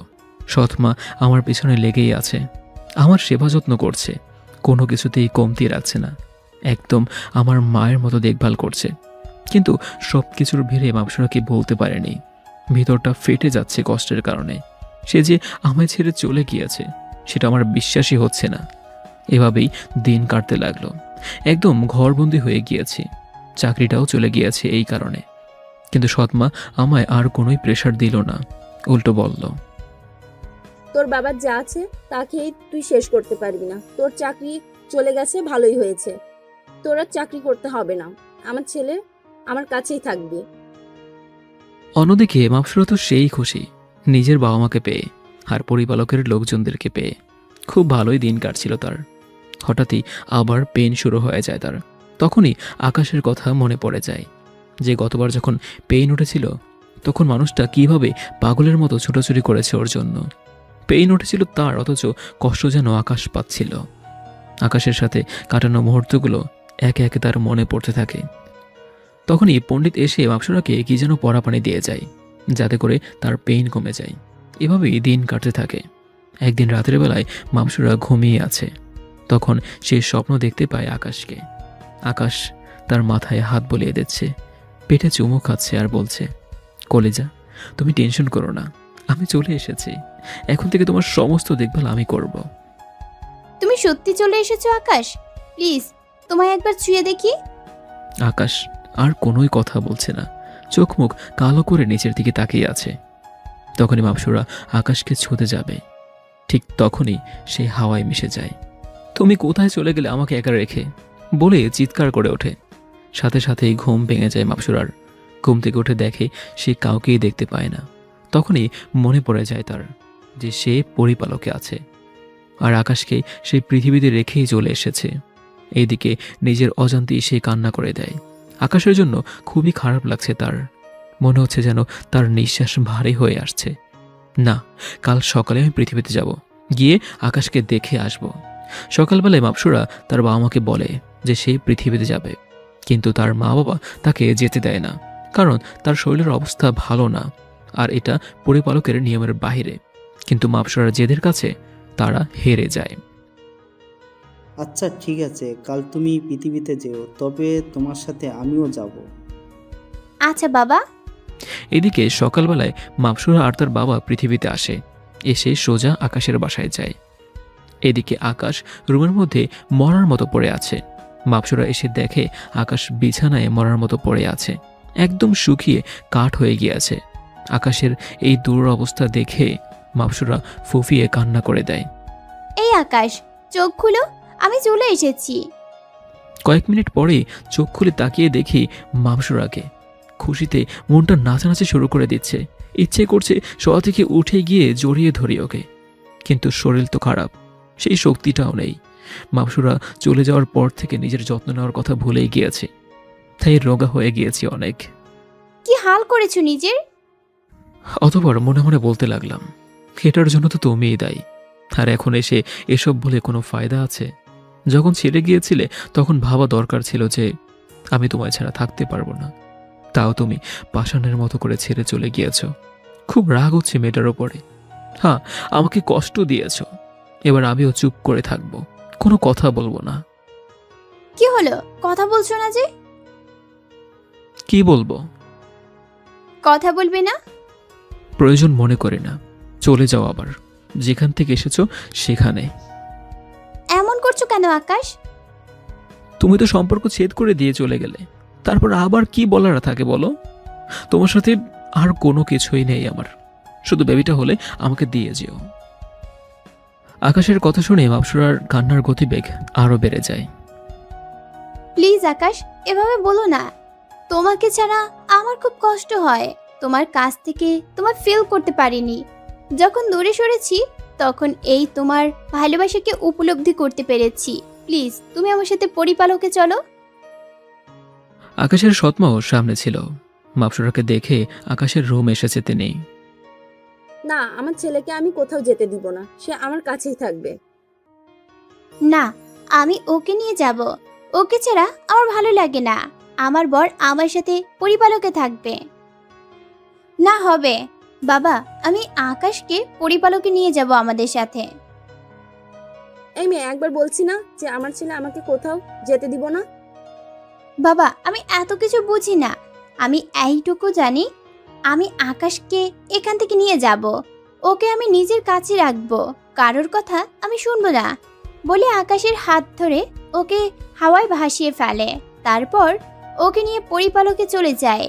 ওর বাবাকে ফেলে রেখে চলে আসে সে। এইদিকে আকাশের আমু তো রেগে মেগে আগুন। আপনার মেয়ে কিন্তু কাজটা ভালো করে নাই। আমার ছেলের কিছু হলে কিন্তু আমি আপনাদের কাউকে ছাড়বো না। জেদ করে আমার ছেলেকে নিয়ে গেছে, তো এটার ফল ভালো হবে না। শহরের নামকরা কবিরাজের কাছে যাব আমি, আমার ছেলেকে আমি ফিরিয়ে আনবো। প্লিজ আপনি এভাবে রেগে যাবেন না, কথা দিচ্ছি আপনার ছেলের কিছু হবে না। আপনার ছেলেকে শাহী সামলাতে আপনার কাছে ফিরিয়ে দিয়ে যাব আমি। আমার মেয়েটা ওকে খুব ভালোবাসে, তাই পাগলামো করছে। মাথা ঠিক নেই ওর, কিন্তু আমি কথা দিলাম তো, আপনার ছেলের গায়ে একটা নখের আঁচড়ও লাগবে না। ওকে, আমার ছেলেকে সহি সালামতে ফিরিয়ে দিয়ে যাবেন। মাপসুরার বাবা চলে আসে, এসে দেখে মাপসুরা পরিপালকের গেটের মধ্যে বসে কান্না করছে। কি রে, কি হয়েছে, কান্না করছিস কেন? পণ্ডিত আমার আকাশকে আমার থেকে জোর করে নিয়ে চলে গেছে, ওকে নাকি মেরে ফেলবে। কি, পণ্ডিতের এত বড় সাহস যে আমার জামাইয়ের গায়ে সে হাত দিয়েছে? মাপসুরা, বাবা তো সেই রকম ক্ষেপে গিয়েছে যে তুই চল আমার সাথে পণ্ডিতের কাছে যায়। মাপসুরা আর তার বাবা পরিপালকে ঢুকতেই দেখে সমস্ত পণ্ডিতরা আরাধনা শুরু করে দিয়েছে আশুরায়। মাঝখানে আকাশকে বেঁধে রেখেছে। আরাধনা শেষ হলে আকাশকে তারা মেরে ফেলবে, কারণ পরিপালকে মানুষ আসলেই তারা তাকে মেরে ফেলে। তার উপরে পণ্ডিতকে সে লাথি মেরেছিল। পণ্ডিত তো এটা নিয়ে ওর ওপর আরও রেগে আছে। মাপসুরার বাবা দৌড়ে রাজদরবারে চলে যায়, যেটা তার বাসস্থান। তিনার রুমে গিয়ে তিনি 8 রম্ব লাঠিটা হাতে উঠিয়ে নেয়। আজ সে পুরো পরিপালক মাটির সাথে মিশিয়ে দেবে। পণ্ডিত কোন সাহসে রাজার অনুমতি না নিয়ে আরাধনা শুরু করেছে। অতঃপর লাঠি হাতে নিয়ে জমিনের মধ্যে সজোরে একটা আঘাত করে। সাথে সাথে পরিপালকের সমস্ত বেড়িবাঁধ ভেঙে হাওয়ায় ভাসতে থাকে। কিন্তু পণ্ডিতদের কিছুই হয় না, তারা জায়গায় বসে আছে। এটা দেখে তো মাপসুরা আর তার বাবার চোখ কপালে উঠে যায়, কারণ 8 রম্বটা দিয়ে মাটিতে আঘাত করলে পুরো পরিপালক থমকে যাবে। কেউই এই 8 রম্বর মায়া থেকে বাঁচতে পারবে না। কিন্তু সেখানে পণ্ডিতদের কিছুই হলো না। তারা কি মায়া শক্তি নিয়ে আরাধনা করছে? মাপসুরার বাবার যেন কিছুই মাথায় কাজ করছে না। না, এটা হতে পারে না। এই 8 নম্বর মায়া থেকে কেউ বাঁচতে পারে না। অতঃপর লাঠিটা দিয়ে মাটিতে আবার আঘাত করে। দ্বিতীয়বারও পণ্ডিতদের কিছুই হয় না, বরং উল্টো আরও তাদের আশুরাটা মায়া শক্তিতে ত্রিলোক হয়ে যায়। আরে মহারাজ, কি করছেন কি? আপনি কি মনে করছেন আপনার ওই লাঠি আমাদেরকে দমিয়ে রাখতে পারবে? পণ্ডিত, তুমি কিন্তু কাজটা ভালো করছো না। রাজার সাথে পাঙ্গা নেওয়ার ফলটা কিন্তু তোমার ভোগ করতেই হবে। আরে মহারাজ, আপনি কিন্তু ভুলেই যাচ্ছেন আমি কে। আমি এই পরিপালকের সবচাইতে পুরানো পণ্ডিত। অনেক অসাধ্য সাধন করেছি আমি। আমাকে আটকানোর ক্ষমতা আপনার নেই। আর আপনার ওই 8 রম্ব বাকিদের মায়া করতে পারবে, কিন্তু আমাকে না। দেখছেন না আশুরাটা মায়াবেষ্টন হয়ে আছে? আপনি আমার কেন, কোনো পণ্ডিতকেই মায়া করতে পারবেন না। আজ এই বালককে খতম করেই ছাড়বো। পণ্ডিতের কথা শুনে মাপসুরার বাবার তো পায়ের নিচ থেকে মাটি সরে যায়। পণ্ডিত হয়তো এমন কোনো মায়াজাদু জানে যেটার কারণে তাকে মায়া করা যাচ্ছে না। তিনি মাথায় হাত দিয়ে সোজা জমিনে বসে পড়ে। পাশ থেকে মাপসুরা চিৎকার করে ওঠে। মাপসুরার পেটে পেইন হচ্ছে। মা, তোর কি হয়েছে? বাবা আমার পেটে খুব ব্যথা করছে। মা, তুই আমার সাথে চল, গিয়ে রেস্ট করবি। এদিকটা আমি দেখছি। না আমি যাব না, আমার আকাশকে ওরা মেরে ফেলবে। প্লিজ মা, আমার এরকম করিস না। আমি থাকতে ওরা তোর আকাশকে কিছুই করতে পারবে না। কি করবে বাবা তুমি? তোমার 8 নম্বরের তো পণ্ডিতরা মায়া করে ফেলেছে, এখন যা করতে হবে আমাকে করতে হবে। তুই কি করবি? আমি যেখানে ওদের কিছুই করতে পারলাম না। মাপসুরা পণ্ডিতদের আশুরার সামনে চলে যায়। ভালোই ভালোই বলছি, আমার আকাশকে আপনারা ছেড়ে দিন, না হয় কিন্তু আপনাদের কাউকেই ছাড়বো না আমি। হা হা হা, হাসালে তুমি। রাজা যেখানে আমাকে আটকাতে পারেনি, সেখানে তুমি আমাকে আটকাবে? আর আসলো ওকে ছেড়ে দেওয়ার কথা, ওকে তো আমি ছাড়বো না। সে আমায় লাথি মেরেছে। তার থেকে বড় কথা, তোমার রাজ দরবারের কাউকে আমি শান্তিতে থাকতে দেব না। এতদিন জাস্ট ওপরে ওপরে ভালোবাসা দেখিয়ে এসেছি, হাকিকত এমন একটা। কারণ আমি এত জাদুবিদ্যা জানার পরেও রাজা হতে পারলাম না। সেখানে তোমার বাবা কোনো কিছু না জেনেই রাজা হয়ে গেল, সেটা আমি মেনে নিতে পারিনি। সেদিন তো প্রতীক্ষা করেছিলাম, রাজ দরবারের সুখ আমি কেড়ে নেব আর রাজত্ব করব আমি। পুরো পরিপালক আমার অধীনে চলবে। পণ্ডিতের এমন ধারা কথা শুনে মাপসুরার রাগ মাথায় উঠে গেল। ওকে, আমিও দেখছি কি করে তোমরা আমার আকাশকে মারো। তোমরা হয়তো ভুলে যাচ্ছ যে আমার পেটে আকাশের সন্তান রয়েছে, আর তার থেকে বড় কথা, মানুষ আর পরি দু ধরনের শক্তি আমি অর্জন করেছি। ওকে, দেখছি তুমি কি করতে পারো। আরাধনা প্রায় শেষ। আকাশকে এখনই বলি দেওয়া হবে। এমন সময় মাপসুর ওর বাবার হাত থেকে আটরম্বটা নিয়ে আশুরার ত্রিলোকের মধ্যে আঘাত করে। সাথে সাথে ত্রিলোক ফেটে চূর্ণ বিচূর্ণ হয়ে যায় আর মাপসুরা আশুরায় ঢুকে পড়ে। পণ্ডিতে তো মাথা করতে শুরু করে মাপসুরার কাণ্ড দেখে। কি করে সম্ভব এটা? ত্রিলোক ভাঙ্গার ক্ষমতা তো কারোর নাই। এই মেয়ে কিভাবে করলো এটা? বড় বড় জাদুঘররাও এটা করতে পারে না। যা এই মেয়ে করেছে, না, ওকে আটকাতে হবে। পণ্ডিত আবার তিলক করতে চাইলে এবার আর তিলক হয় না। ত্রিলোকের ভিতরে গিয়ে দেখে আকাশের চেহারা পুরো ঝলসে গিয়েছে। এটা দেখে নিজেকে আর কন্ট্রোল করতে পারে না। আটরম্বটা দিয়ে আবার মাটিতে সজোরে আঘাত করে। সাথে সাথে কম্পন শুরু হয়ে যায় পরিপালকে। এত জোরে কম্পন হয় যে পণ্ডিত মাটিতে পড়ে যায়। সমস্ত পণ্ডিতই মাটিতে লটে পড়েছে। অন্যদিকে মাপসুরা আকাশকে ছাড়িয়ে নেয়। ছাড়িয়ে নিয়ে ওকে মাটিতে শুইয়ে রাখে। ঠিক সেই সময় পণ্ডিত মাটি থেকে উঠে মায়া করে মাপসুরার দিকে ছুঁড়ে মারে। মায়াটা মাপসুরার সামনে এসে আটকে যায়। ওর কোনোই ক্ষতি হয় না। মাপসুরা এবার চরম পর্যায়ে রেখে যায়। সে এবার আটরম্বটা পণ্ডিতের দিকে সজোরে ফিক্কা মারে। পণ্ডিত সেটাকে আটকাতে গেলে পারে না। আটরম্বটা তার শরীর ছিদ্র করে অপর প্রান্ত দিয়ে বের হয়ে যায়।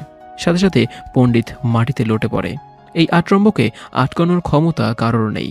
পুরো পরিপালকের পণ্ডিতরা মিলে চেষ্টা করলেও সেটা আটকাতে পারবে না, কারণ সেটা মাপসুরা ছড়ে মেরেছে।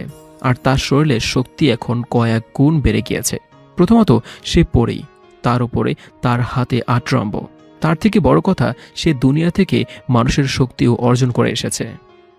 পণ্ডিতের মৃতদেহ জমিনে পড়ে আছে। মাপসুরার বাবা তো এসব দেখে নিজের চোখকেই বিশ্বাস করতে পারছে না। অতঃপর মাপসুরার হাত থেকে আটরম্বটা নিয়ে তিনি জমিনে আঘাত করে। আর সাথে সাথে পুরো পরিপালক আগের ন্যায় হয়ে যায়। আর সমস্ত পণ্ডিতরা তিনার পায়ের কাছে এসে হুমড়ি খেয়ে পড়ে। মহারাজ, আমাকে মাফ করে দিন। পণ্ডিত আমাদের ভয় দেখিয়েছিল, যার ফলে আমরা তিনার কাজে রাজি হয়েছিলাম। ওনার কথায় রাজি না হলে বলেছে আমাদের সবাইকে মায়া করে মেরে ফেলবে। তোমাদের কোনো দোষ নেই, যে দোষ করেছে সে শাস্তি পেয়েছে। মাপসুরা আকাশকে কোলে করে রাজদরবার নিয়ে আসে। পুরো রাজদরবার থমথম করছে। সমস্ত পরিপালকের পরীরা আকাশকে দেখতে এসেছে, কারণ মানুষকে দেখতে তাদের কাছে অনেক ভালো লাগে। কারণ মানুষরা অনেক সুন্দর হয়। তারা সবসময় মানুষকে নিয়ে ঘর সংসার করার স্বপ্ন দেখে।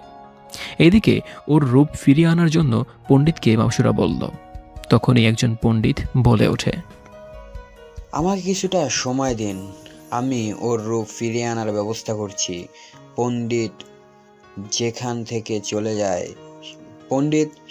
চলে যায়। একটু পর ফিরে আসে হাতে রূপ গাছের ফল নিয়ে। সেটা এনে আকাশকে খাইয়ে দেয়। আকাশের চেহারা আগের ন্যায় হয়ে যায়, কিন্তু তার জ্ঞান এখনো ফেরে নাই। সবাই অপেক্ষা করছে আকাশের জ্ঞান ফেরার।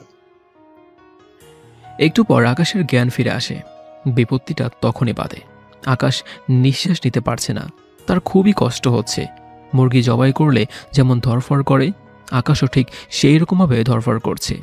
এটা দেখে একটা পণ্ডিত বলে উঠল, এই বালক আর কিছুক্ষণের মধ্যে মারা যাবে, যদি ওকে পরি বানানো না হয়। তাহলে তাই করুন, ওর কিছু হলে আমি মরে যাব। আপনারা ওকে পরি বানিয়ে দিন আরাধনা করে। মাপসুরা, কি বলছিস তুই এটা? ওর মায়ের কাছে আমি কথা দিয়ে এসেছি, ওকে ওর মায়ের কাছে ফিরে দিয়ে আসবো। বাবা, ওর তো কোনো ক্ষতি করছি না আমি, ওকে বাঁচানোর জন্যই তো এমনটা করছি। ওকে, তাহলে ঠিক আছে। পণ্ডিত মশাই, আপনারা ওকে পরি বানিয়ে দিন। জি মহারাজ, তবে একটা জিনিস, আরাধনা করতে করতে ওর মুখে কেউ নিঃশ্বাস দিন, না হয় এর মধ্যেই বিপত্তি ঘটে যাবে। না না, আমি নিঃশ্বাস দিচ্ছি, আপনারা আরাধনা করুন ওকে নিয়ে। পণ্ডিতরা আরাধনায় বসে। আর অন্যদিকে মাপসুরা আকাশের ঠোঁটে ঠোঁট লাগিয়ে ওকে নিঃশ্বাস দিতে থাকে। এখন আর আকাশের কষ্ট হচ্ছে না। আমি কোথায় আছি? আর মাপসুরা আমার ঠোঁটে ঠোঁট লাগিয়ে আছে কেন? ধুর, কী সব করছে ও? মাপসুরাকে সরিয়ে দিতে চাইলাম নিজের থেকে। সে আরও শক্ত করে আমায় জড়িয়ে ধরেছে আর চোখের ইশারায় বলছে ওকে না ছাড়তে। একটু পর কেউ একজন এসে আমায় তেতো জাতীয় কিছু একটা খাইয়ে দেয় আর মাপসুরা আমার থেকে দূরে সরে যায়। সাথে সাথে অনুভব করলাম যে আমার শরীরের হাড়গোড় বেঁকিয়ে যাচ্ছে আর আমি হাওয়ায় ভাসছি।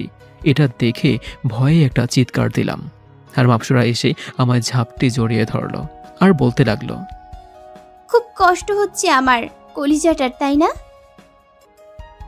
হ্যাঁ, খুব কষ্ট হচ্ছে, নিঃশ্বাস নিতে পারছি না আমি। কলিজা প্লিজ আরেকটু সহ্য করে নাও, তারপর সব ঠিক হয়ে যাবে।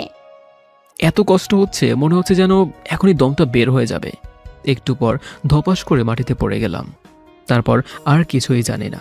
যখন জ্ঞান ফিরে আসে তখন নিজেকে আবিষ্কার করে বিছানার ওপর শুয়ে আছে আর মাপসুরা আমার মাথাটাকে তার কোলের মধ্যে নিয়ে বসে আছে আর আমার মাথায় হাত বুলিয়ে দিচ্ছে। আমার জ্ঞান ফিরতেই মাপসুরা আমাকে বলল, তোমায় বাঁচানোর জন্য পরি বানিয়েছি। আর কে বলেছে তুমি পৃথিবীতে যেতে পারবে না? তুমি সব পারবে। তোমার যখন যা ইচ্ছা চাই তুমি তাই করবে। তোমার জন্য কোনো বাধা নেই। ও ভালো, তবে সেটাতে তো পরিপালকের নিয়ম ভঙ্গ করা হবে। আরে ধুর, কিসের নিয়ম, কিসের কি? রাজার উপরে কেউ আছে নাকি? তার থেকে বড় কথা তুমি আমার হবু, যেমন তেমন হবু না, রাজ দরবারের একমাত্র মেয়ের জামাই। তুমি তোমার স্বাধীন মতো চলবে। সবই বুঝলাম, কিন্তু রাজার উপরে কেউ আছে নাকি, মানে বুঝলাম না। আরে গাধা, তোমায় বলেছিলাম না যে আমি পরিপালকের ভবিষ্যৎ রানী হব? কিন্তু সেই আসনটা আমি তোমায় দিতে বলেছি বাবাকে, কারণ আমার রাজত্ব দরকার নেই, আমার দরকার শুধু তোমাকে। আমি শুধু তোমার মনে রাজ করব, আর তুমি রাজ করবে পুরো পরিপালকে। মাপসুরার কথা শুনে ভিতরটা খুশিতে ভরে উঠল। ওর উপরে যা অভিমান ছিল সব কিছুই মুহূর্তের মধ্যে কোথাও যেন উধাও হয়ে গেল। যেখানে সবাই পাওয়ারের জন্য পিছনে ছুটে বেড়ায়, কার উপরে কে উঠবে সেটা নিয়ে টক্কর চলে, আর সেখানে মাপসুরা কিছুই চাই না। তার সমস্ত কিছু আমি, তার শুধু আমাকে চাই। এমন ধারা ভালো হয়তো দুনিয়ার কেউ আমাকে বাসতে পারবে না। খুশিতে নাচতে ইচ্ছে করছে, কিন্তু সেটা ওর সামনে প্রকাশ করলাম না। সে আমাকে কষ্ট দিয়েছে, এবার আমিও একটু কষ্ট দেব তাকে। না, আমার কিছুই চাই না, আর আমার তোমাকেও দরকার নেই।